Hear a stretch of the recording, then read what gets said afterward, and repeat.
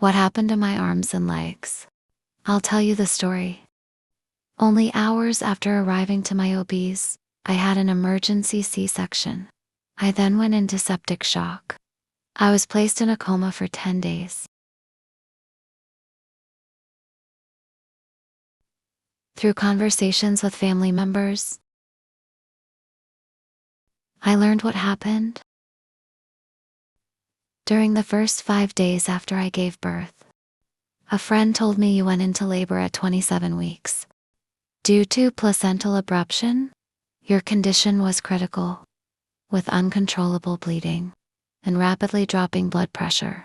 Doctors were not optimistic about your chances of survival.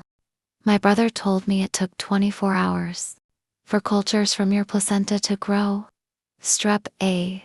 This caused streptococcal toxic shock syndrome, or ST.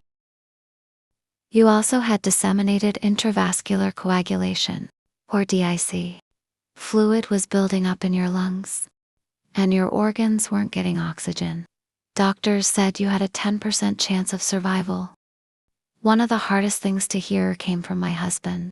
To keep the infection from spreading, they did an emergency hysterectomy. They said you'd die without it. But there was also a high risk. You wouldn't survive the procedure. We had just 15 minutes to say goodbye. My mom had told me, after 5 days, your blood was still in diet, and doctors were trying to keep your blood pressure up with fluids and for medications. This shunted blood flow to the extremities, causing your arms and legs to quickly turn blue and black. Your extremities had no living tissue. Doctors started the conversation of amputations of all 4 limbs. Each amputation has its own story.